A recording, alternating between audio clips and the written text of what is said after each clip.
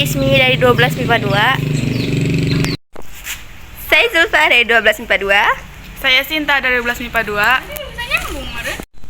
Saya Hanisa Febriani dari kelas 12 MIPA 2. Saya Asri dari kelas 12 MIPA 2.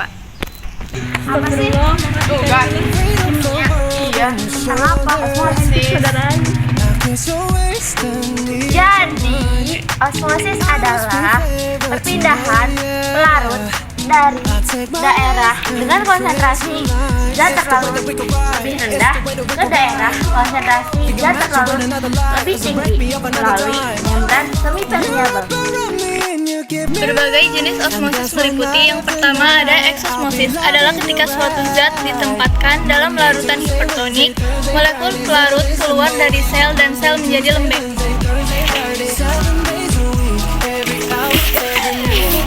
Yang kedua ada endosmosis, adalah ketika suatu zat ditempatkan dalam larutan hipertonik, molekul pelarut bergerak di dalam sel dan sel menjadi kaku. Langkah pertama yang akan kita lakukan ketika melakukan praktikum uji tekanan osmosis, yang pertama kita siapkan 2 buah kentang yang sudah dipotong sama panjang. Nah, setelah itu masing-masing kentang kita celupkan ke dalam air garam dan yang satu kita celupkan ke dalam air biasa. Nah, ini kita diamkan selama 20 menit. A few minutes later. Setelah kentang didiamkan selama 20 menit, kita tiriskan menggunakan sendok. Oke teman-teman, setelah kita melakukan eksperimen tadi, terdapat perubahan pada kentangnya sendiri ya. Jadi sebelum dimasukkan ke dalam larutan, panjang kentang itu ada 5 cm. Setelah direndam ke dalam larutan selama 20 menit, panjang kentang berubah. Baik itu pada kentang yang dicelupkan ke dalam air biasa maupun kentang yang dicelupkan ke dalam air garam. Nah, begitu pula dengan tekstur yang dimiliki kentang. Setelah perendaman, tekstur kentang pada larutan garam menjadi lebih lembek gitu ya. Jadi bisa kita lihat ya di sini ya. Dia cenderung lebih lembek. Sedangkan pada perendaman air, tekstur kentang menjadi keras. Nah, dia lebih keras ya teman-teman. Dan untuk panjangnya sendiri, untuk yang kentang yang dicelupkan ke dalam air biasa, dia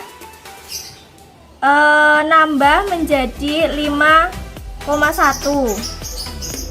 Sedangkan kentang yang dicelupkan pada air garam, dia menyusut menjadi 4,5.